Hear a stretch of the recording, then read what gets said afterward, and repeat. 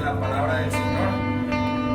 Leemos en el nombre del Padre y del Espíritu Santo. Mientras curaba yo a Israel, se descubrió la iniquidad de Efraín y las maldades de Samaria, porque hicieron engaño, y entra el ladrón y el salteador despoja por fuera. No consideran en su corazón que tengo en memoria toda su maldad. Ahora les rodearán sus obras, delante de mí están. Con su maldad alegran al rey y a los príncipes con sus mentiras. Todos ellos son adúlteros, son como horno encendido por el hornero, que cesa de avivar el fuego después que está hecha la masa hasta que se haya leudado. En el día de nuestro rey los príncipes lo hicieron enfermar con copas de vino, extendió su mano con los escarnecedores, aplicaron su corazón semejante a un horno, a sus artificios. Toda la noche duerme su hornero, a la mañana está encendido como llama de fuego. Todos ellos arden como un horno y devoraron a sus jueces, cayeron todos sus reyes. No hay entre ellos quien a mí clame. Efraín se ha mezclado con los demás pueblos, Efraín fue torta no volteada. Devoraron los extraños su fuerza y él no lo supo, y aún canas le han cubierto y él no lo supo. Y la soberbia de Israel testificará contra él en su cara. Y no se volvieron a Jehová su Dios, ni lo buscaron de todo esto, con todo esto. Efraín fue como paloma incauta, sin entendimiento. Llamarán a Egipto, acudirán a Asiria. Cuando fueren, tenderé sobre ellos mi red. Les haré caer como aves del cielo. Les castigaré conforme a lo que se anunciaron sus congregaciones. Ay de ellos, porque se apartaron de mí. Destrucción vendrá sobre ellos, porque contra mí se rebelaron. Yo los redimí y ellos hablaron mentiras contra mí. Y no clamaron a mí con su corazón cuando gritaban sobre sus camas. Para el trigo y el mosto se congregaron, se rebelaron contra mí. Y aunque yo los enseñé y fortalecí sus brazos, contra mí pensaron mal. Volvieron, pero no al Altísimo. Fueron como arco engañoso. Cayeron sus príncipes a espada por la soberbia de su lengua. Esto será su escarnio en la tierra de Egipto. Pongan tu boca trompeta. Como águila viene contra la casa de Jehová, porque traspasaron mi pacto, se rebelaron contra mi ley. A mí clamará Israel, Dios mío, te hemos conocido. Israel desechó el bien, enemigo los perseguirá. Ellos establecieron reyes, pero no escogidos por mí. Constituyeron príncipes, mas yo no lo supe. De su plata y de su oro hicieron ídolos para sí, para ser ellos mismos destruidos. Tu becerro, oh Samaria, te hizo alejarte, se encendió mi enojo contra ellos, hasta que no pudieron alcanzar purificación. Porque de Israel es también este, y artífice lo hizo. No es Dios, por lo que será deshecho en pedazos el becerro de Samaria. Porque sembraron viento y torbellino segarán. No tendrán mies, ni su espiga hará harina, y si le hiciere, extraños la comerán. Devorado será Israel, pronto será entre las naciones como vasija que no se estima. Porque ellos subieron a Asiria como asno montés para sí solo. Efraín con salario alquiló amantes, aunque alquilen entre las naciones, ahora las juntaré y serán afligidos un poco de tiempo por la carga del rey y de los príncipes. Porque multiplicó Efraín altares para pecar, tuvo altares para pecar. Le escribí las grandezas de mi ley y fueron teñidas por cosas extrañas. En los sacrificios de mis ofrendas sacrificaron carne y comieron. No los quiso Jehová, y ahora se acordará de su iniquidad y castigará su pecado. Ellos volverán a Egipto. Olvidó pues Israel a su hacedor y edificó templos, y Judá multiplicó ciudades fortificadas. Mas yo meteré fuego en sus ciudades, el cual consumirá sus palacios. Amén. Amén. Ok, ya que leímos 2 capítulos completamente del libro de Oseas, hermanos, vamos entonces a exponer la palabra del Señor en base a estos 2 capítulos y lo que el Señor me ha hablado y creo que nos va a hablar y nos va a hablar a través de su palabra en estos 2 capítulos. Creo que es algo muy importante que se debe destacar y que está así de forma muy visible, y es obviamente el pecado de Israel, ¿ok? Pero en medio del pecado de Israel, el Señor también ha determinado un juicio, ¿ok? Para Israel. Entonces, ¿cuáles son estas cosas que podemos ver a la luz del capítulo 7 y el capítulo 8 del libro del profeta Oseas? Recordemos el contexto en el cual predicaba el profeta Oseas, ¿no? En el tiempo de Jeroboam II, ¿ok? De eso vamos a hablar un poquito más adelante. Pero hoy vamos a concentrarnos ahorita en en lo que nos está hablando la palabra. Fíjense algo. Este sermón o esta enseñanza tiene por nombre la religión pura. ¿Ok? La religión pura. ¿Qué es la religión? O sea, ¿qué se entiende a veces por religión? Yo quiero hacer una aclaratoria acá. Cuando en otras ocasiones yo he hablado aquí de religión y también he hablado de relación con Cristo. ¿Se acuerdan que hemos hablado de lo que es la relación con Cristo y lo que es religión?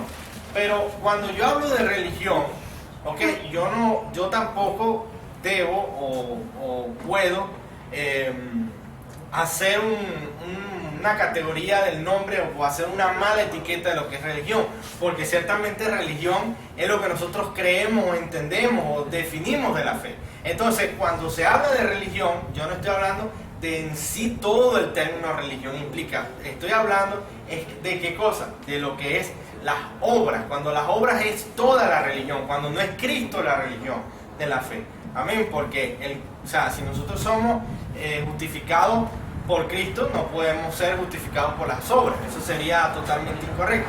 Entonces, en todo caso, la religión como tal es la fe en Cristo Jesús, es vivir a Cristo. ¿Okay? No es el sistema de cosas que hago o no hago. Pero quiero aclarar el término de religión porque la palabra nos habla de ella. Incluso en Santiago, capítulo 1:27, la palabra dice que la religión pura y sin qué, y sin mácula, sin mancha, la religión pura, ¿ok? Entonces, yo quiero hablar de la religión pura desde acá, desde Oseas 7 y desde 8, hablar de esto. ¿Por qué, hermano? Precisamente porque el pueblo de Israel vivía o tenía una religión, ¿ok? Y es importante, hermanos, que veamos cómo nosotros podemos a veces caer en un falso concepto de lo que es la religión pura, ¿ok? Ahora, ¿qué es religión? ¿Qué entendemos por religión? ¿Qué entienden ustedes por religión? Es el conjunto de prácticas, el conjunto de creencias que tienen un grupo de personas hacia algo. Por decir un concepto general. ¿Qué otra persona puede decir que es religión? ¿O qué entiende por religión? Puede ser como alguien lo toma como una vía para acercarse a Dios, pues, que aunque sea erróneamente o no. Ok, fíjense algo. La religión, según un término, una definición, es una colección organizada de creencias, sistemas culturales y cosmovisiones que relacionan a la humanidad a un tipo de existencia. Muchas religiones tienen narrativas, símbolos e historias sagradas que pretenden explicar, uno, el sentido de la vida, o explicar, dos, el origen de la vida. A partir de sus creencias sobre cómo la naturaleza humana, las personas pueden derivar una moral, ética, leyes religiosas. ¿Ok? Eso es una definición. Según algunas estimaciones, existen alrededor de 4.200 religiones vivas en el mundo, innumerables y extintas. ¿Ok? Ahora, si la religión es una colección organizada de creencias, de cosmovisiones que relacionan y que, bueno, buscan explicar estas dos preguntas, el sentido de la vida y el origen de la vida, ¿en cuál creen ustedes que responde la religión del cristianismo? En las dos. Como que el cristianismo da respuesta a eso. Que da respuesta a eso. Ajá. Ahora, ¿cuál sería el centro del cristianismo? Responder cuál pregunta. El origen y el propósito.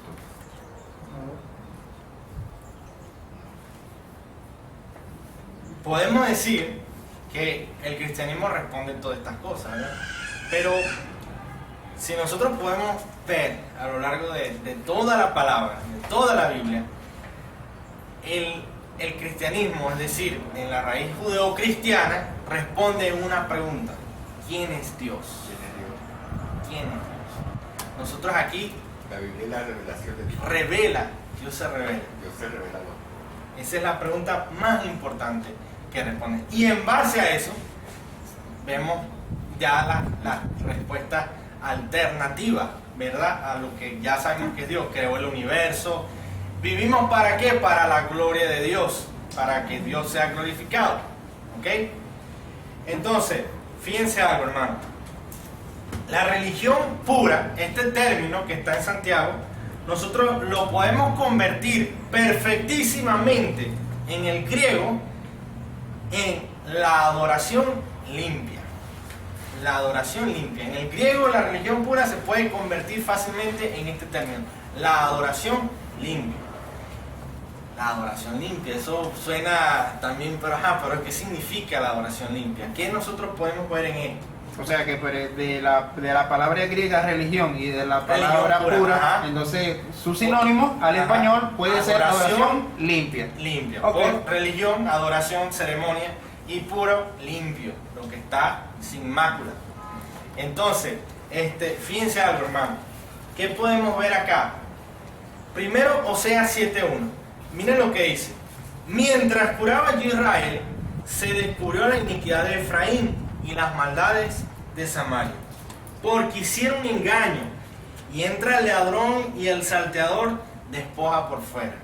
¿A qué les recuerda a ustedes esta frase cuando el Señor Jesucristo habló? ¿Ustedes se acuerdan? El ladrón y el salteador. ¿Ustedes recuerdan esa frase? ¿Eso se encuentra dónde? Que no hagamos tesoro en la tierra. En Juan 9:41. Jesús le respondió: si fuerais ciego no tendrías pecado, mas ahora porque decís vemos, vuestro pecado permanece. De cierto os digo, el que no entra por la puerta en el redil de las ovejas, sino que sube por otra parte, ese es ladrón y salteador. ¿A quién les estaba hablando el Señor ahí? A los fariseos. La adoración limpia, si nosotros la contrastamos con lo que estaban viviendo los fariseos, era una cosa de aquí a la luna, pues, o de aquí a Plutón. Era algo que no tenía coherencia. La adoración de los fariseos era una adoración falsa, realmente. No era una adoración. Yo quiero desarrollarlo, esta palabra de lo que es la adoración, la religión pura, en dos términos nada más: la adoración falsa y la adoración extraña. Ahorita vamos a ver la adoración falsa. ¿Cuál es la adoración falsa? Y cómo vemos que el Señor Jesucristo expone a los fariseos y les dice: hey, ustedes dicen que ven, su pecado permanece. El pecado permanecía en ellos porque decían que veían, por el orgullo. No, yo estoy limpio. No, yo estoy bien, chévere. No, que tú no. Excelente, no, yo estoy bien con el Señor, yo, tú sabes, pacto, ofrendo, tal, no sé qué. Miren, hermano, nosotros, lo que hemos hablado, estamos expuestos delante del Señor. El Señor nos ve completamente. Y acá, cuando el profeta Oseas le habla al pueblo de Israel, ¿qué está exponiendo él delante de ellos? La hipocresía. ¿La hipocresía de qué? De vivir una adoración falsa, no una adoración limpia. Fíjense otra cosa, hermano. En el versículo 4 de Oseas dice, después que dice: mientras curaba Israel, se descubrió la iniquidad de Efraín, las maldades de Samaria, porque hicieron engaño, y entra el ladrón y el salteador despoja por fuera. Después el 4 dice: todos ellos son adúlteros, son como horno encendido por el hornero, que cesa de avivar el fuego después que está hecha la masa, hasta que se haya leudado. Otra vez, en donde el Señor vuelve a hablar este término. Mateo 16:4.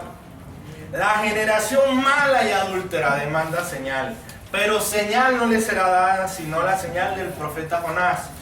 y dejándolos se fue.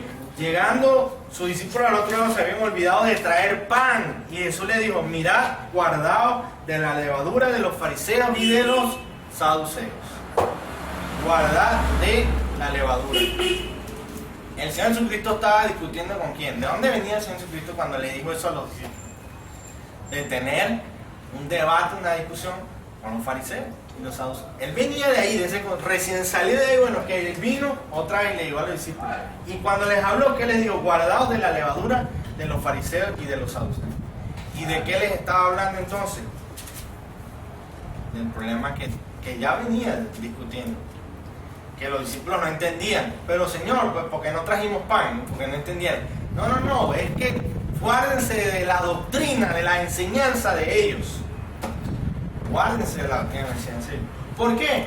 Porque una cosa era lo que decían y otra cosa era lo que hacían. Y el Señor Jesucristo, ¿qué dijo? No, lo que ellos dicen es lo correcto. Sencillamente no hagan como ellos hacen. Porque no hacen como hablan, como dicen. Entonces, aquí, cuando el profeta Oseas está hablando, que dice que son como hornos encendidos por el hornero, que cesa avivar el fuego después que está hecha hasta que sea lo que prácticamente está diciendo aquí el profeta es como que ustedes preparen una masa para hacer una arepa, un pan o algo, y ustedes tengan ahí el horno encendido, pero de pronto se les fue el gas y se apagó, y eso, ok, metieron la masa, pero ya se había apagado el fuego. ¿Eso cómo va a quedar? Crudo. Eso queda completamente crudo. Eso no se cocina, pues. O sea, no queda dorado por ningún lado. O sea, no queda crudo. De la misma manera, el profeta Oseas, y el Señor a través del profeta Oseas le está hablando al pueblo de Israel. ¿Y qué le dice? Ustedes son así.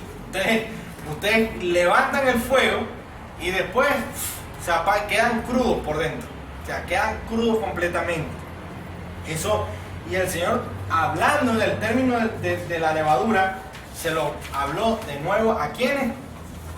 A los fariseos y los saduceos.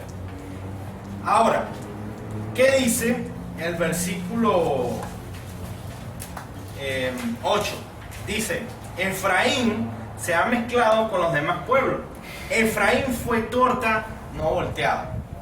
Y aquí no estamos hablando de gastronomía, ni estamos hablando de... Pero el profeta usa el término torta no volteada porque ustedes imaginan, se preparan una panqueca o algo, ustedes la ponen en el sartén y ustedes no la voltean.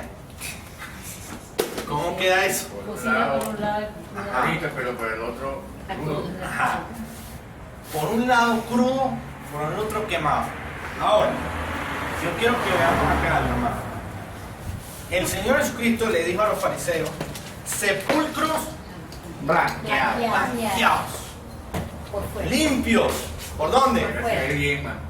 Y por dentro, muertos. La pregunta es, hermano, que nosotros tenemos que ver a la luz de la palabra.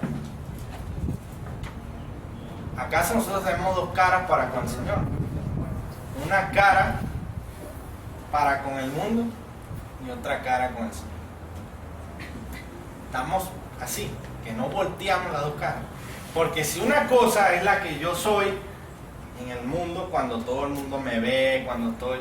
Pero otra cosa soy diferente delante del Señor.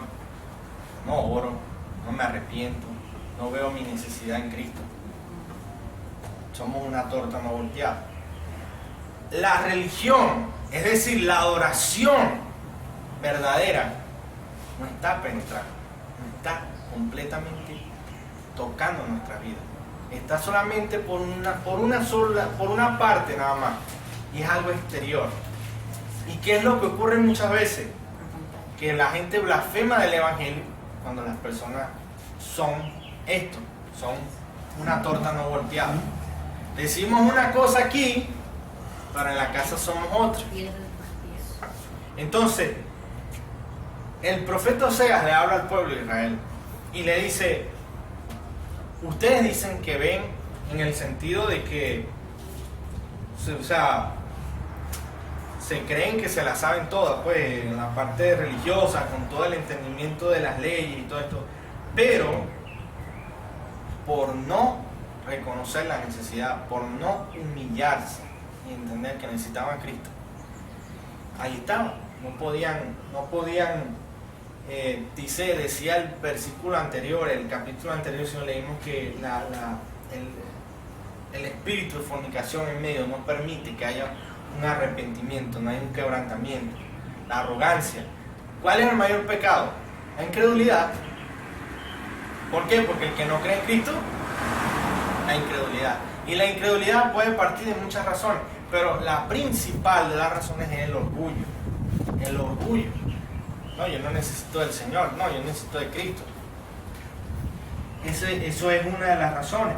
Entonces, ¿ustedes recuerdan la oración, esta oración que decía, Señor, te doy gracias porque no soy como el publicano?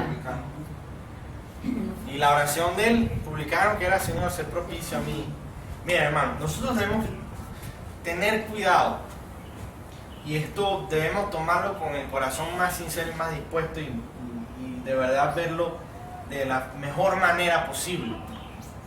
Nosotros tenemos que tener cuidado cuando nosotros decimos, ay, bueno, yo estoy en Cristo, gracias al Señor, yo estoy en Cristo, ay, yo estoy aquí, que no sé qué. No porque no sea así, porque realmente el Señor nos rescató, pero porque estábamos allá.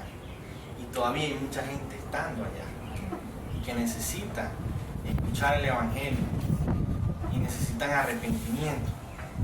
Entonces, de la misma razón, nosotros no nos podemos poner como este fariseo, bueno, Señor, ya, tú sabes, yo no soy como ese mundano que está allá, no sé qué. No, hermano, si esa es nuestra mentalidad, pidámosle perdón al Señor. Debemos entender que los que están allá no porque quieren, porque son esclavos del pecado. Sí, ellos buscan el pecado, ellos aman el pecado, ellos corren tras el pecado, la palabra habla de eso, pero están siendo esclavos ¿de qué?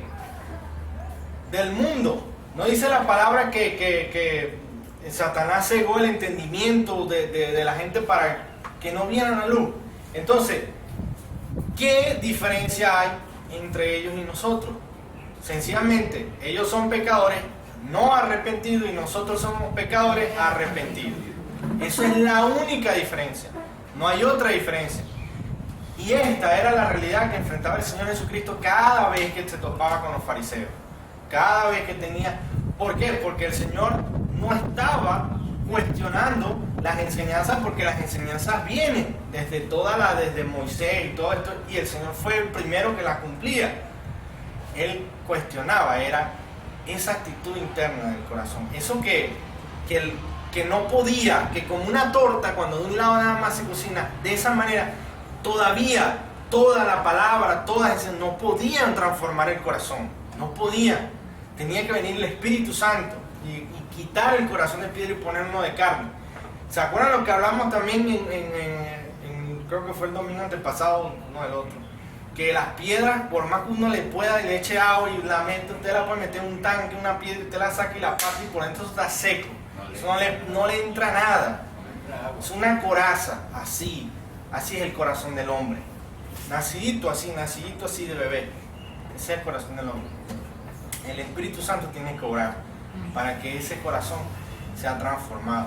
Amén. Y cuando Dios nos transforma ese corazón, es un corazón que debe ser conforme al corazón de Dios, conforme al Señor, porque Él le da una pisada para que nosotros caminemos allí. Y entonces, ¿qué debemos hacer nosotros? Que si el Señor se conduele de la condición del hombre, así como el Señor Jesucristo lloró cuando murió Lázaro, se conmovió. Ahora, él sabía que lo iba a resucitar. ¿Estaba llorando por qué? ¿Porque se había muerto? No. Él llora por la condición, el estado humano. Eso le conmueve. Es 100% hombre, 100% Dios. Entonces, de la misma manera, nosotros tenemos que condolernos de aquellos que no se han arrepentido, que están allá. Porque el estado que ellos tienen los va a llevar a dónde. Nosotros sabemos más claramente que ellos a dónde van a ir a parar. Ellos ahorita no lo pueden ver, nosotros sí lo podemos ver, por la gracia y misericordia de Dios. Amén. Entonces, ¿quién es el que se debe controlar más? ¿Ellos o nosotros? Nosotros. Entonces, la enseñanza debe estar, hermano, no en no, yo soy mejor, no, unir por ello. Ahora, fíjense algo. Dice la palabra, ¿verdad?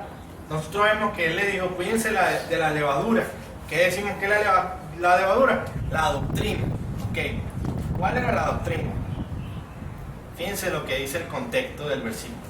La generación mala y adúltera demanda señal.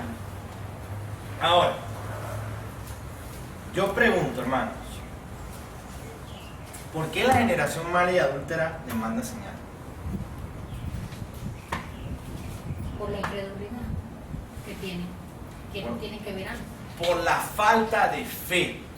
Porque no tienen el don de Dios, de la fe. Dios no les ha dado el don de la fe. Por eso tienen que pedir señal. O sea, tú no vas a pedir señal de algo que tú estás seguro. Si te dan y te ponen en la mano, no sé, una naranja y te cierran la mano y tú sabes que es una naranja, tú no vas a decir, muéstrame que es una naranja, tú sabes que es una naranja.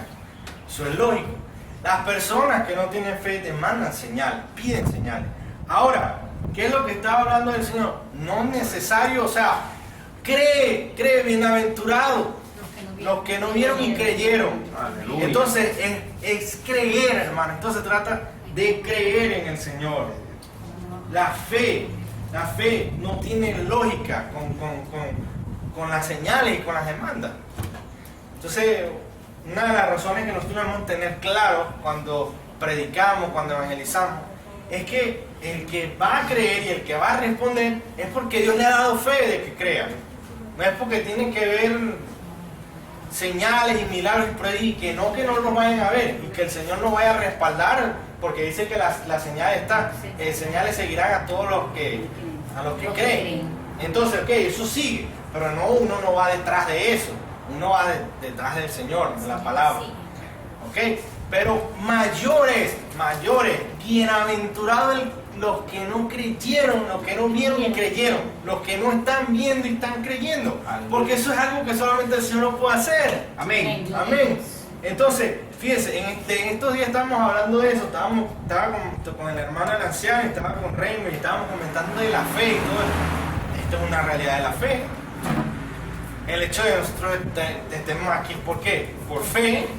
O sea, nosotros no hay otra manera. Entonces, gloria al Señor porque nos ha dado el don de la fe. Amén. Amén. Entonces, volvemos al punto del tema de lo que es la torta volteada y de una gastronomía. Estamos hablando de que por un lado está cocida, por otro lado está crudo. Hermano, nosotros las palabras nos exponen completamente por todos lados. O sea, no hay un lado que no se cocine. Cuando nosotros vamos a la palabra y entiéndaseme el término. ¿Ok? ¿Qué dice el versículo 1 del capítulo 7? Mientras yo curaba a Israel,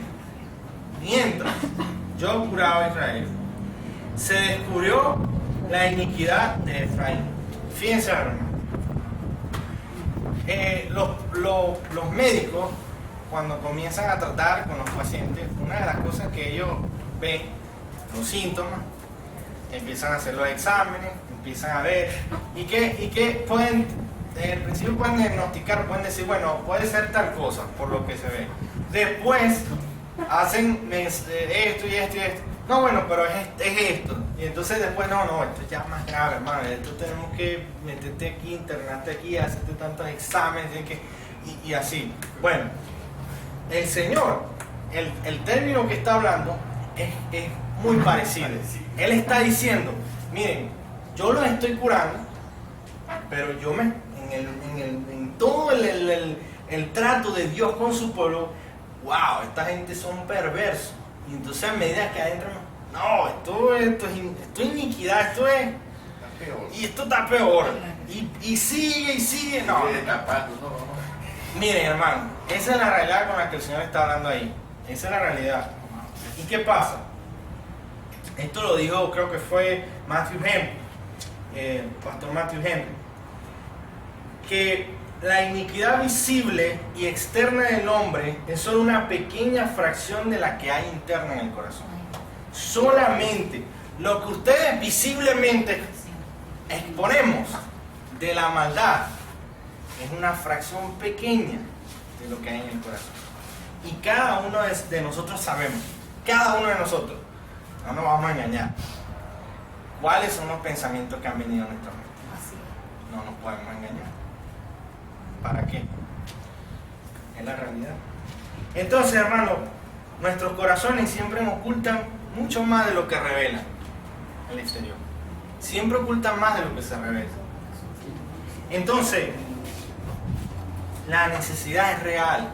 La necesidad es real. La necesidad de que el Señor muriera en la cruz por nosotros, de que se entregara, de que nos adoptara como sus hijos, de que hubiera marcado la senda que caminó para que nosotros fuéramos tras Él.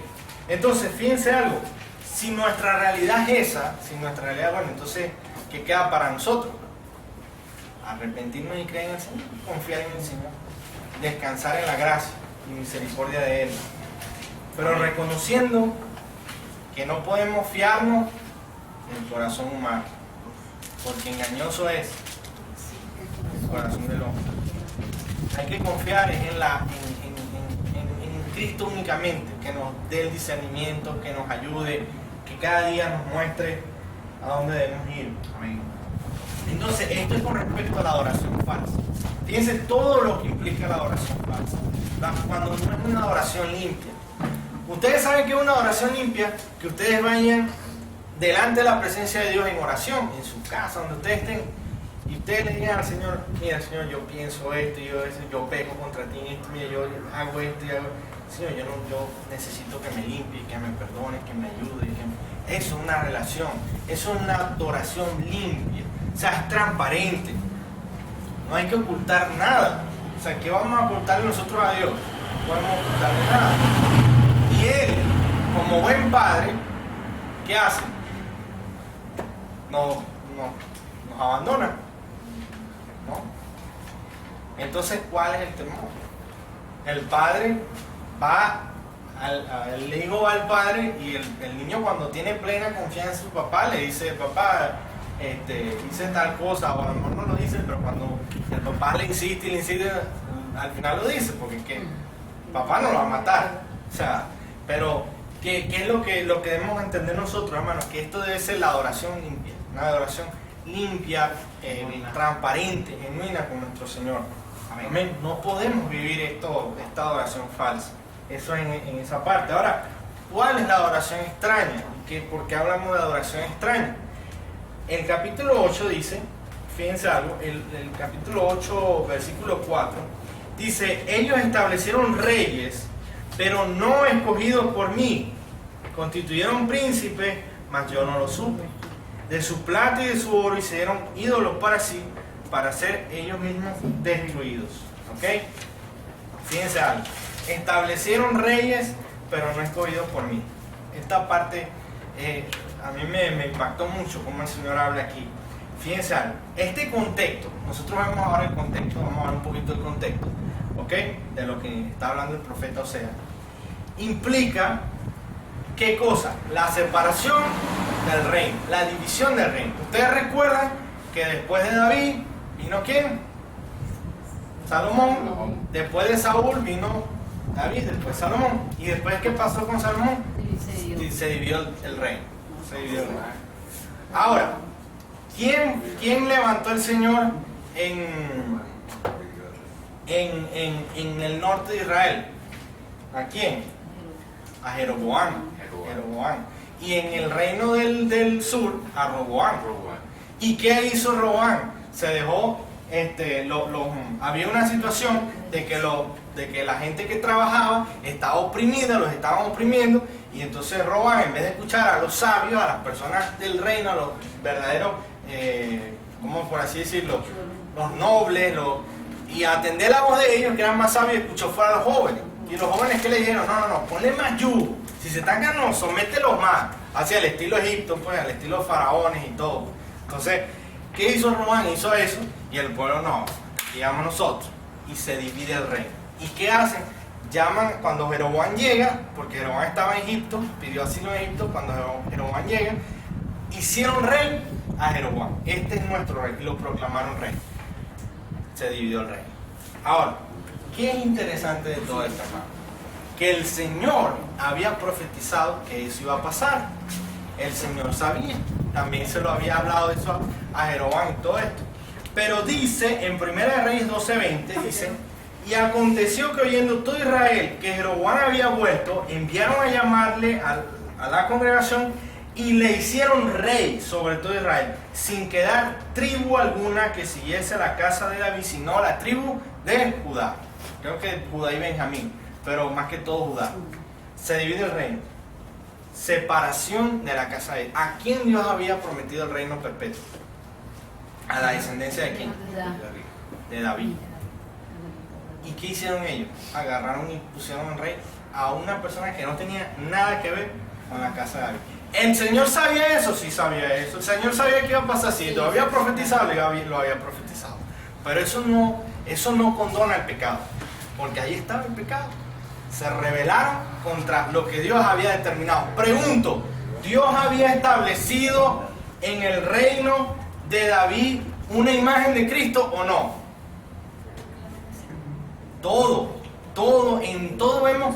¿Por qué? Porque Cristo es el reino, el Mesías. ¿Qué dijo David cuando iba caminando, que se quitó las túnicas de lino fino? No, el rey es el que viene, no soy yo. Yo no soy el rey es el que viene, es Cristo el rey. La imagen de Cristo plasmada aún en el reinado de Saúl, de David y de Salomón. ¿Qué hizo Israel? No, vamos a poner a Jeroboam aquí, este es nuestro rey. ¿Estaba mal o no estaba mal? Estaba mal.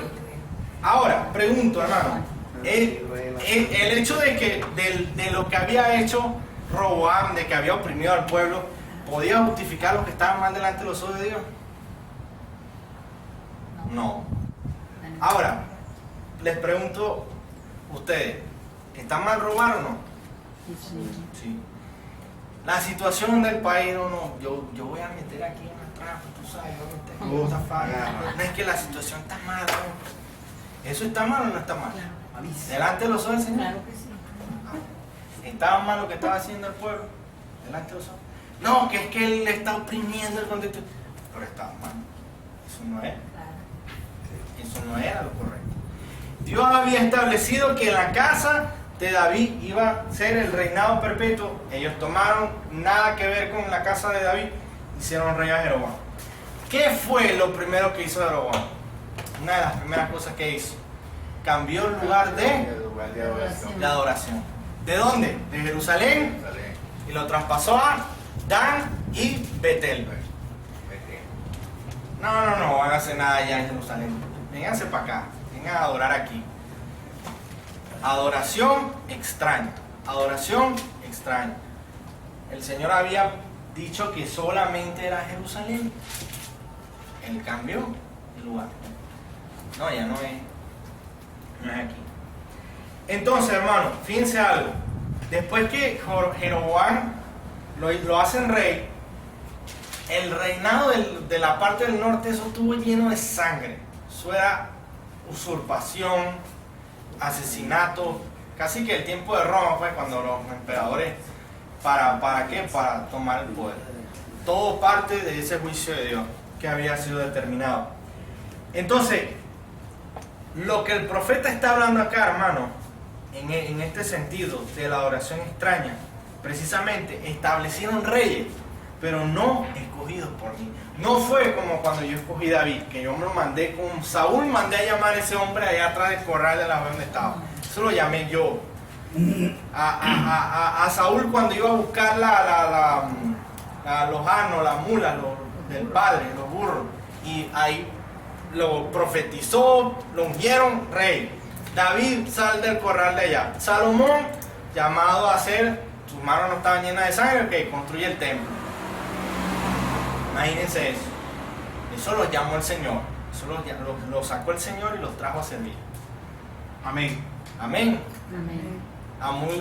mucha diferencia de los que, bueno, que no, que están de pronto, pero no, sí, Dios me llamó y Dios me está llamando a hacer aquí política y hacer esto, hacer... Pero bueno, chicos, si Dios sacó fue a este hombre desde allá y lo puso, a José lo sacó de la esclavitud, lo puso y lo sentó, lo hizo Dios. O sea, ellos no estaban ahí, yo vengo a ser el que va a cambiar la historia de Israel, vengo a ser el rey, que no, hombre humilde. Eso lo vemos también hoy en día, falsos pastores, falsa adoración, falsos servicios. Falsa adoración. Exacto, hermano. Entonces, fíjense lo que ocurre. ¿Qué es lo que ocurre? Que se cambia toda se le da la espalda a Dios, en el sentido de que de empezar a hacer las cosas que nos convienen, no, porque es que eso lo tenemos que hacer así. ¿Y qué hace? Establecen reyes, príncipes, no, yo no los escogí, ellos montaron ahí su gente, ellos lo pusieron. ¿Y qué viene ahora? Después que el pueblo, bueno, dame a este y ponme a este es el que... No, que Dios no, eso lo escogemos nosotros, o sea, nosotros no. ¿Qué viene ahora después de eso? Apostasía. ¿Qué es la apostasía? Desviarse de la fe. Desviarse. Apartarse de la fe. ¿Qué dice la palabra? Que Jeroboam reconstruyó, fortificó Siquem, como la capital. Después agarró, llevó la adoración a Dan y a Betel. ¿Y ustedes saben qué hizo de paso? Agarró un becerro, un toro. Yahweh, este es Yahweh, Jehová. Eso existía. De hecho, eso se llama, en ese término técnico, taurolatría, el tauro del toro. Que le dan al toro la imagen, o sea, la imagen de Yahweh de Dios se la ponen al toro. No es que digan, este es el Dios toro. No. Dicen que ese es Yahweh, el toro que está ahí. A la broma. Sí, verdad que... Candela. Pero eso no está lejos de la realidad. Eso no está lejos de la realidad. De lo que se vive hoy en día. Que Dios es tal y es esto y es lo otro. Bueno, la gente está de la nueva era, que yo diría casi que los gnósticos de la moderna, que ellos se creen Dios, pues ellos son deidades. Todo tiene como todo tiene aliento de vida, cual todo es deidad, todo es Dios. Entonces, imagínense. Como dijo R.C. Sproul, que iba en un tren con unas muchachas y estaban hablando de esto, y una le dijo a la otra, mira, tú sabes que fui a este grupo de la nueva era y descubrí que yo soy Dios. Así le dijo una muchacha a la otra. Y R.C. Sproul, ustedes imaginan, R.C. Sproul lo que hizo fue empezar a reírse. Y le preguntaron, pero ¿por qué usted se ríe tanto? Y le dice a la muchacha, no, pues nunca me imaginé que iba a estar en un tren viajando con el Todopoderoso. O sea, no me lo imaginaba, pues no. O sea, imagínense las cosas que se ven hoy en día. Entonces, ¿qué pasó después que se hace esto, que se cambia la adoración, que se instaura, que se manifiesta la apostasía? Versículo 12 del capítulo 8 de Oseas. Les escribí las grandezas ¿de qué? De mi ley. De mi ley. Y fueron tenidas ¿por qué? Por cosas extrañas. Por cosas extrañas. Eso es, hermano, tal libro, ¿qué libro? ¿En qué versículo? Hermano, lea la Biblia, hermano. O sea, ajenos a la palabra, ajenos a la escritura. No hay nada, o sea, no hay un conocimiento bíblico. Y eso pasa cuando hay una oración extraña. Las palabras de la ley, nada que ver. No, el Señor a mí me reveló esto y esto y esto. Pero hermano, ¿dónde está eso en la Biblia? No, hermano, eso me lo reveló el Señor. Bueno, a Jeroboam el Señor le reveló que la imagen del toro, y él hizo el toro. O sea, no leyó en las escrituras. No puedes hacer imagen de mí. ¿Qué imagen me vas a hacer? Dice la palabra. Si el cielo es mi trono y la tierra el estrado de mis pies. O sea, entonces, ¿qué pasa, hermano? Nosotros, lo que estamos viendo hoy en día, es una realidad de la apostasía. Fíjense que el 5, creo que fue el lunes 5, trasladaron el monumento de los 10 mandamientos que estaba en Oklahoma, en Estados Unidos. Lo cortaron de la base y se lo llevaron. No, eso atenta contra la constitución del estado de Oklahoma. Otros dijeron que atentaba contra la constitución de Estados Unidos. Por muchas razones, que, bueno, el matrimonio entre mismo sexo, esto y lo otro.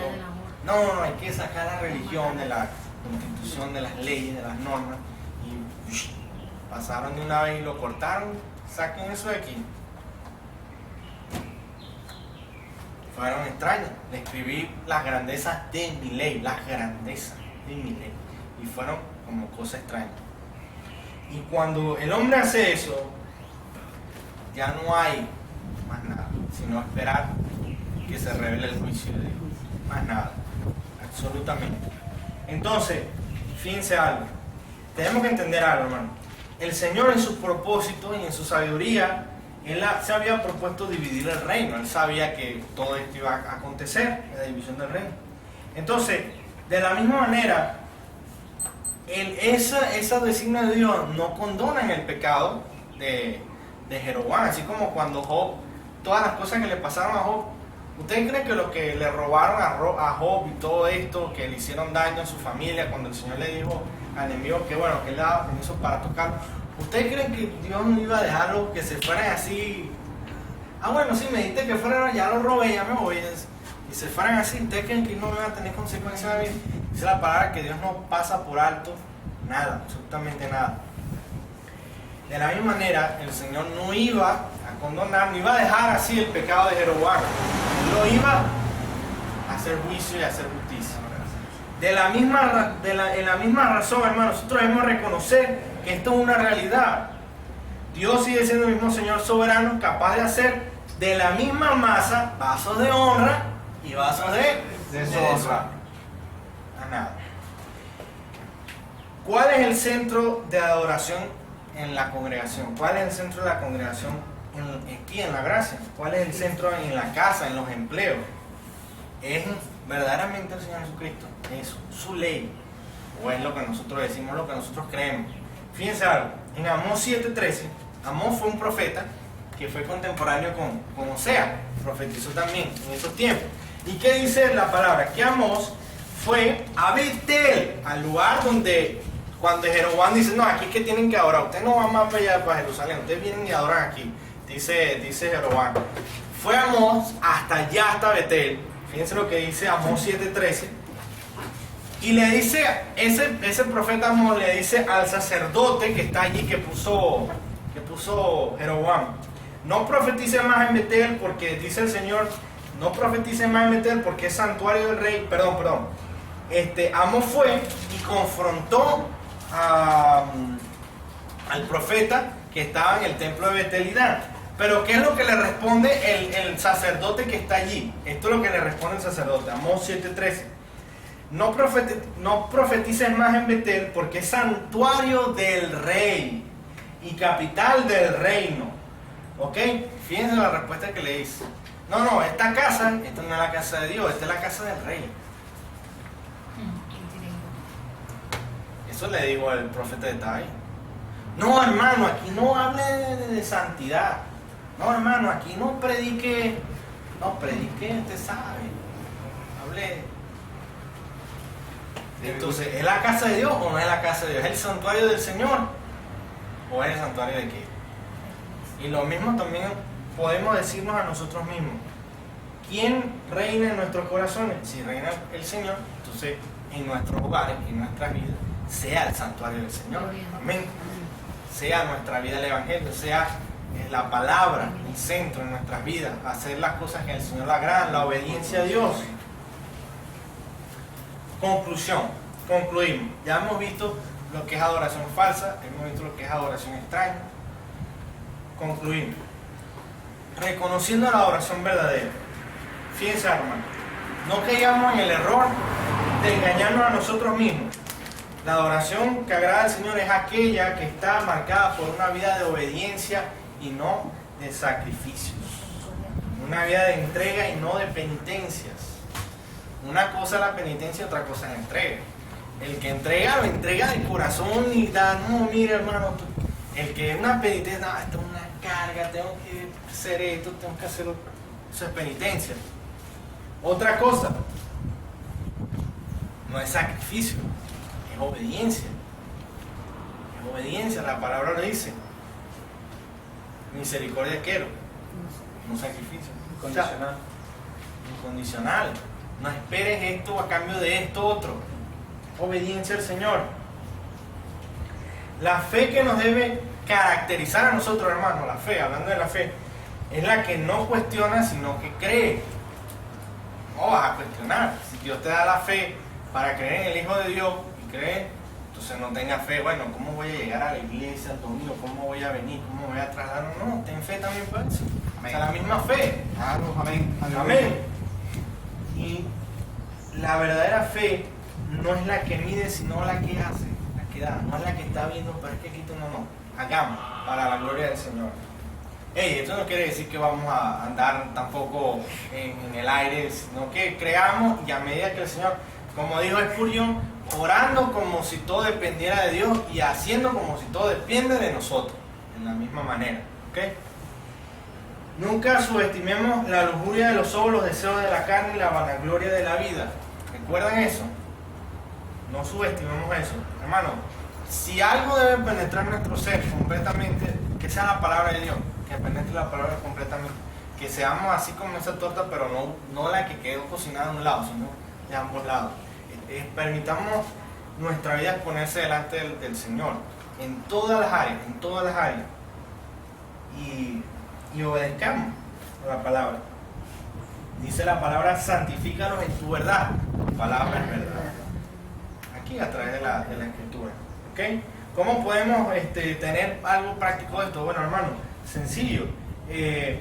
A veces la gente tiene tiempo para ver una película que no está mal, y no una, ven varias, 2, 3, y la gente hasta llora. O sea, la película lo lleva y lo trae, y lo vuelve y termina y uno está pensando en la película. Bueno, así tiene que ser nuestra la palabra de Dios. Más todavía, mucho más, porque ella es el alimento. O sea, dejemos que lloremos leyendo la palabra del Señor. Amén. Que cantemos la palabra del Señor. Aleluya. Vivamos la palabra del Señor. Dejemos que ella penetre completamente en todo nuestro sentido, en nuestra mente, el alma, espíritu. Amén. Amén. Y en el conocimiento de la adoración revelada, no la adoración extraña, sino la revelada que Dios determinó. Todo, absolutamente todo en el Evangelio, en el reino y en la vida cristiana tiene que ver con Cristo. Necesariamente es con Cristo. Él es nuestro mediador. Usted se puede acercar ante Dios sin el mediador, que es el Señor Jesucristo. Entonces, ¿qué debemos hacer? Cantar a Cristo, vivir a Cristo. ¿Se entiende esto? Predica a Cristo, muestra a Cristo. Un cristiano que no vive a Cristo sencillamente es un apóstata, porque la fe es Cristo, el Evangelio. Entonces, de la misma manera que hizo el reino del norte, que tomaron a Jeroboam y lo pusieron, bueno, eso, veamos cómo trajo toda esta catástrofe en la vida del pueblo del norte del reino de Israel, y la adoración extraña, todo lo que fue consecuencia de ¿qué? De perder el enfoque que era Cristo. El reino Dios lo había dado a David, era una descendencia, la descendencia no nos interesa David, que es la imagen de Cristo, en el sentido del rey que viene, y toda esta catástrofe. Entonces nosotros, nunca Cristo debe quedar por fuera, jamás. Si Cristo está fuera de la iglesia, simplemente no es una iglesia. Donde está Cristo, está la iglesia. ¿Ya se acuerdan de esa frase? Donde está Cristo, está la iglesia. Ubi Cristo y iglesia, en latín. Entonces, hermano, nunca reemplacemos la adoración revelada por la adoración extraña. Jamás hagamos eso. Ni siquiera porque se lo pida nadie, que nadie se lo pida. O sea, ni siquiera el pastor más pastor, el profeta más profeta, el que se crea, como decía Pablo, si alguien se cree espiritual, reconozca que estos mandamientos son del Señor. Entonces, de la misma manera, si alguien se cree cristiano, reconozca que esta es palabra del Señor. Nadie, ni siquiera el presidente del país que sea, te pida cambiar. Así como Amós expone, demanda, confróntalo en el pecado, confróntalo en las cosas que están mal. Y bueno, y si es necesario, porque te van a matar o dar la vida, que el Señor nos dé la fortaleza. Amén. Pero no permitamos eso. Y ahora, si estamos escuchando o alguien que esté escuchando y que no haya creído en el Señor Jesucristo y no haya arrepentido de sus pecados, confiado en Él, esto es importante. Reflexiona en tu mente. Reflexiona en tu mente. Fíjense algo. La palabra dice que el que no ha creído en el Evangelio está ¿qué? Bajo la ira. Bajo la ira de Dios. El que no está en Cristo está bajo la ira de Dios. Entonces, ustedes se imaginan lo que es reflexionar de que no estoy en Cristo, estoy bajo la ira de Dios. ¿Ustedes saben lo que es eso? Estar bajo la ira de Dios. Si nosotros vemos las misericordias de Dios, ¿cuánto más la ira de Dios? Entonces, arrepentimiento. Si no has creído en el Señor, si no le has entregado tu vida al Señor, no estás arrepintiéndote, arrepiéntete y cree en Cristo. Amén. Fíjense algo, hermano. Romanos 2:4. ¿Qué dijo Pablo? Con respecto a lo que es la ira de Dios, lo que es el creer en el Señor, el entender lo que es estar bajo la ira, lo que es estar bajo la gracia, la cobertura del Señor. Romanos 2:4. Menosprecias las riquezas de su benignidad, paciencia, longanimidad, ignorando que su benignidad te guía al arrepentimiento. Tú ignoras eso, tú menosprecias eso. Pero por tu dureza y por tu corazón no arrepentido, atesoras para ti mismo ira para el día de la ira y de la revelación del juicio de Dios, el cual pagará a cada uno conforme a sus obras. Pero ira y enojo a los que son contenciosos, no obedecen a la verdad, sino que obedecen a la justicia. Salté la parte de la vida eterna, los que perseverando en bien hacer. Porque quiero enfatizar esto. Pero ira y enojos los que son contenciosos y no obedecen a la verdad, no obedecen al arrepentimiento en Cristo Jesús. Entonces, hermanos, arrepintamos de corazón al Señor, y los que ya nos hemos arrepentido al Señor, sigamos confiando en Él. Amén.